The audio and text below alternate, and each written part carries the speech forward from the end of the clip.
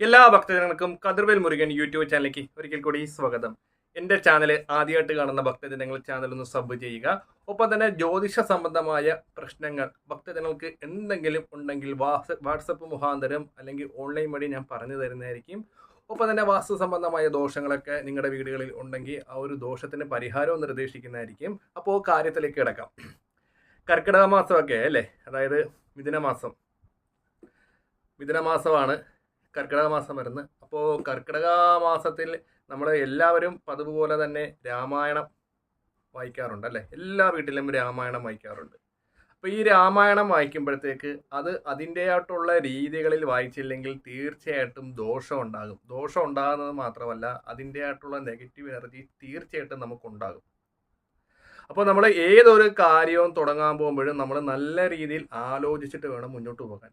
അപ്പോൾ രാമായണം വായിക്കുന്നത് നല്ലത് തന്നെയാണ്. അപ്പോൾ അത് ശരിക്കും പറയുകയാണെങ്കിൽ അക്ഷരങ്ങളൊക്കെ തെറ്റുപറ്റിപ്പോയേക്കാം, അതിലൊന്നുമല്ല ദോഷം. കാരണം ഞാൻ വായിക്കുമ്പോൾ ചില ഭാഗങ്ങളൊക്കെ തെറ്റിപ്പോകാറുണ്ട്, ചിലത് തെറ്റ് സംഭവിക്കാറുണ്ട്. പക്ഷെ അതിലൊന്നുമല്ല, നമ്മളത് ഈശ്വരനോടുള്ള സ്നേഹം കൊണ്ടാണ് നമ്മൾ രാമായണം വായിക്കുന്നത് അല്ലേ, അതായത് ശ്രീരാമേന്ദ്രനെ.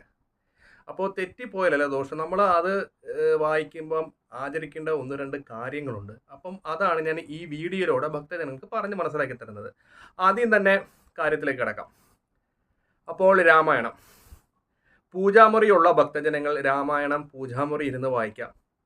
അതിന് യാതൊരു ദോഷങ്ങളോ കാര്യങ്ങളോ ഇല്ല. പൂജാമുറി ഇല്ലാത്ത ഭക്തജനങ്ങൾ ചെയ്യേണ്ടത്, അതായത് കയറി വരുന്ന നടപാതയ്ക്ക് ഇരുന്ന് വായിക്കരുത്. കാരണം നമ്മുടെ വീട്ടിൽ ആരെങ്കിലും പുറത്തോട്ട് പോകുമ്പോഴത്തേക്ക് നമ്മൾ കയറി വരുന്ന ഭാഗത്ത് നമ്മൾ രാമായണം കൊണ്ടിരിക്കുമ്പോഴത്തേക്ക് അവർക്കൊരു തടസ്സം ഉണ്ടാകും. അപ്പം ഒതുങ്ങി ഒരു മൂലയ്ക്ക് വേണം ഇരുന്ന് വായിക്കാൻ. അത് പൂജാമുറി ഇല്ലാത്ത ഭക്തജനങ്ങൾ ഹാളിൻ്റെ എവിടെയെങ്കിലും ഇരുന്ന് വായിച്ചാൽ മതി.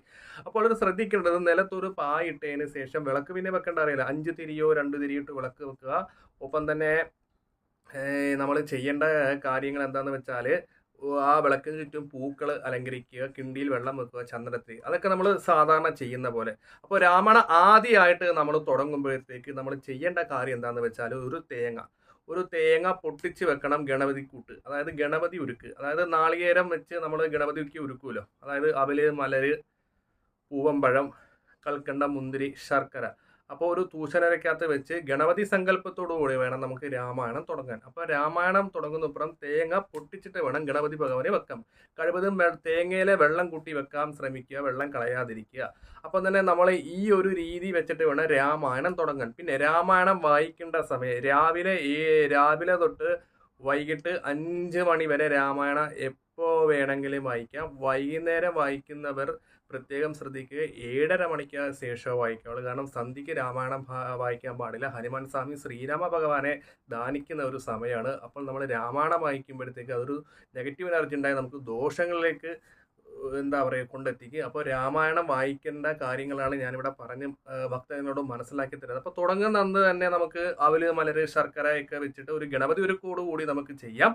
പിന്നെ രാമായണം എല്ലാ ദിവസം തന്നെ ഭക്തജനങ്ങൾ പാരായണം ചെയ്യണം. ഒരു ദിവസം പോലും മുടങ്ങാതിരിക്കരുത്, അത് പ്രത്യേകം ശ്രദ്ധിക്കണം. അഥവാ ഏതെങ്കിലും കാരണത്താൽ നമുക്ക് രാമായണം, നമ്മളിപ്പോൾ ഒരു യാത്ര പോയി, ഇപ്പോൾ ഒരു കർക്കിടക മാസമൊക്കെ നാലമ്പല യാത്ര പോയപ്പോഴത്തേക്ക് നമുക്കത് വായിക്കാൻ പറ്റിയില്ല, ഇല്ലെങ്കിൽ അത് ദോഷമാണെന്ന് വിചാരിച്ച് പേടിക്കേണ്ട കാര്യമൊന്നുമില്ല. അപ്പോൾ തന്നെ നമുക്ക് രാമായണം വായിക്കാൻ അന്നത്തെ ദിവസം സമയമില്ലെങ്കിൽ രാമായണത്തെ തൊട്ട് ആദ്യത്തെ ഭാഗം മാത്രം വായിച്ച് പ്രാർത്ഥിക്കുക.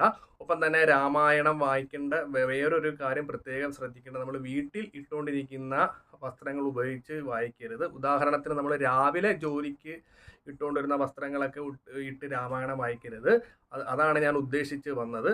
അപ്പോൾ ഒപ്പം തന്നെ വ്രതശുദ്ധിയോടു കൂടി രാമായണം വായിക്കുക. ഒപ്പം തന്നെ നമ്മളിത് ചെയ്യേണ്ടത്, അതായത് ശ്രീരാമചന്ദ്രനാണല്ലോ, അപ്പോൾ ശ്രീരാമചന്ദ്രൻ്റെ കാര്യങ്ങൾ മനസ്സിൽ വിചാരിച്ച് തന്നെ വേണം നമ്മൾ രാമായണം വായിക്കാൻ. നമ്മുടെ കുടുംബത്ത് എന്ത് ദോഷം ഉണ്ടെങ്കിലും ഭഗവാനോട് പ്രാർത്ഥിക്കുക. ആ ഒരു ദോഷങ്ങളൊക്കെ ശ്രീരാമചന്ദ്രൻ നമുക്ക് മാറ്റി തരുന്നതായിരിക്കും. അപ്പോൾ കർക്കിടക മാസത്തിലൊക്കെ രാമായണ കാര്യങ്ങൾ പൂർവാധികം ഭംഗിയായിട്ട് എല്ലാ വീടുകളിലും രാമായണ പാരായണം ഉണ്ടായിരിക്കണം. ഒപ്പം തന്നെ ഞാൻ ഈ പറഞ്ഞ പോലെ തന്നെ ഹാളിൽ ചെയ്യാം, പൂജാമുറി ഉള്ളവർക്ക് പൂജാമുറി ചെയ്യാം. അപ്പോൾ വായിക്കുന്ന സമയം രാവിലെ എപ്പോൾ വേണമെങ്കിലും വായിക്കാം, വെളുപ്പിനെയും വായിക്കാം. അപ്പോൾ വൈകുന്നേരം ഒരു 5 തൊട്ട് 7:30 വരെ വായിക്കാതിരിക്കുക. അത് പ്രത്യേകം രാമായണം വായിക്കുന്ന ഭക്തജനങ്ങളൊന്ന് ശ്രദ്ധിച്ചാൽ കൊള്ളാം. ഒപ്പം തന്നെ ഞാൻ നേരത്തെ പറഞ്ഞ ഗണപതി ഒരുക്കോടുകൂടി വേണം ഈ രാമായണം നമുക്ക് തുടങ്ങാൻ വേണ്ടി. അത് തടസ്സങ്ങളൊന്നുമില്ലാതെ ഗണപതി ഭഗവാനോട് പ്രാർത്ഥിക്കാൻ വേണ്ടിയാണ് ഈ ഒരു കാര്യം പറഞ്ഞത്. രാമായണം അയച്ചു കഴിഞ്ഞാൽ അന്നത്തെ ദിവസം നമുക്ക് ആ പ്രസാദമായിട്ട് നമുക്ക് കാര്യങ്ങളൊക്കെ ശ്രദ്ധിക്കാം. അപ്പോൾ ബാക്കിയുള്ള കാര്യങ്ങൾ ആൾക്കാർ പറയും അങ്ങനെ ചെയ്യണം, ഇങ്ങനെ യാതൊരു ദോഷമുള്ള കാര്യങ്ങളൊന്നും. രാമായണം വായിക്കുമ്പോൾ തെറ്റിപ്പോയെന്ന് വെച്ചിട്ട് യാതൊരു ദോഷങ്ങളുമില്ല. അറിയാവുന്ന പോലെ വായിച്ചാൽ മതി. ചിലവർക്ക് ചില ഈണങ്ങളൊന്നും കിട്ടിയില്ലെങ്കിൽ ഭഗവാൻ അത് ദോഷമാണ്. എനിക്ക് പുസ്തകം വായിക്കുന്ന പോലെ എനിക്ക് അറിയത്തില്ല, എനിക്ക് സാധാരണ ഞാൻ വായിച്ചിട്ട് തെറ്റിപ്പോകുന്നു, അതൊന്നും നമ്മൾ ചിന്തയെ കൊണ്ട് നമുക്ക് അറിയാവുന്ന പോലെ നമ്മുടെ ശരിയെന്ന് തോന്നുന്നു നമ്മൾ നല്ല രീതിയിൽ തന്നെ രാമായണം പാരായണം ചെയ്യുക. തെറ്റിപ്പോകുന്ന വെച്ചിട്ട് യാതൊരു ദോഷങ്ങളോ കാര്യങ്ങളോ ഒന്നുമില്ല. നമ്മൾ എത്രത്തോളം ശ്രീരാമചന്ദ്രനെ ആ ഒരു മാസത്തിൽ വിശ്വസിച്ച് നമ്മൾ ഈ ഒരു കാര്യം ചെയ്യുന്നു, അത്രത്തോളം നമുക്ക് ഈശ്വരന്റെ അനുഗ്രഹം കൂടുക തന്നെയാണ്, ഒട്ടും തന്നെ കുറയുകയില്ല.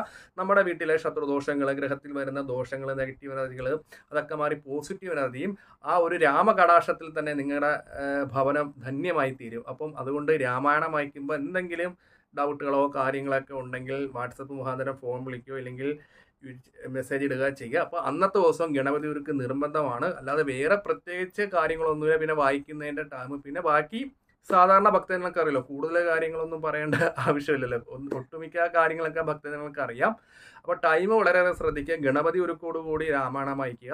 നമ്മൾ ഏതെങ്കിലും ഒരു ദിവസം രാമായണം വായിക്കാൻ പറ്റിയില്ലെങ്കിൽ രാമായണത്തെ തൊട്ടുരുത് ആദ്യത്തെ ഭാഗമെങ്കിലും വായിച്ചിരിക്കണം. അത് നിർബന്ധമായിട്ടും ചെയ്യേണ്ട ഒരു കാര്യമാണ്. അപ്പോൾ രാമായണം അവസാനിക്കുന്ന മുമ്പ് ചെയ്യേണ്ട കാര്യങ്ങളൊക്കെ ഞാൻ മറ്റൊരു വീഡിയോയിൽ പറഞ്ഞു തരുന്നതായിരിക്കും. അപ്പോൾ വേറെ മറ്റുള്ള ആൾക്കാർ പറയുന്നത് രാമായണത്തിൻ്റെ പല ജ്യോതിഷന്മാരും ഇല്ലെങ്കിൽ പല ആൾക്കാരും പല രീതിയിൽ പല വീഡിയോകളാണ് ചെയ്യുന്നത്. രാമായണം തെറ്റിപ്പോയ ദോഷം ഉണ്ടാകും, ഈശ്വരൻ കോപിക്കും.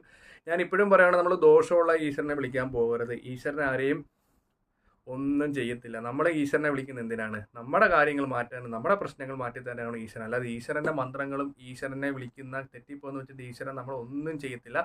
അത് വെറും നമ്മുടെ മനസ്സിൻ്റെ തോന്നലാണ്. അപ്പോൾ ഭക്തിപൂർവ്വം എല്ലാവരും ശ്രീരാമേന്ദ്രനെ കർക്കിടക മാസം ധന്യമാക്കുക. ഒപ്പം തന്നെ കർക്കിടക മാസം എന്ന് പറയുമ്പോഴത്തേക്ക് നമ്മുടെ ശരീരത്തിൽ ഒത്തിരി ആരോഗ്യ പ്രശ്നങ്ങളൊക്കെ ഉണ്ടാകുന്ന ഒരു മാസം കൂടെയാണ്. അപ്പോൾ എന്തെങ്കിലും ആരോഗ്യ പ്രശ്നങ്ങളുണ്ടെങ്കിൽ അടുത്തുള്ള ഡോക്ടറെയും കണ്ട് മരുന്ന് മേടിക്കുക. ഒപ്പം തന്നെ ശിവക്ഷേത്രത്തിൽ പോയി ധാരയും കഴിക്കുമ്പോൾ നമ്മുടെ പൂർണ്ണമായിട്ടും നമ്മളെ ബാധിച്ചിരിക്കുന്ന എല്ലാ ദോഷങ്ങൾക്കും പരിഹാരം കിട്ടുന്നതായിരിക്കും. അപ്പോൾ വീഡിയോ ഇഷ്ടപ്പെട്ടെങ്കിൽ ഭക്തജനങ്ങൾ ലൈക്കും ഷെയറും കമൻറ്റും ചെയ്യുക. ഞാൻ മറ്റൊരു വീഡിയോ വരുന്നതാണ്. നമസ്കാരം.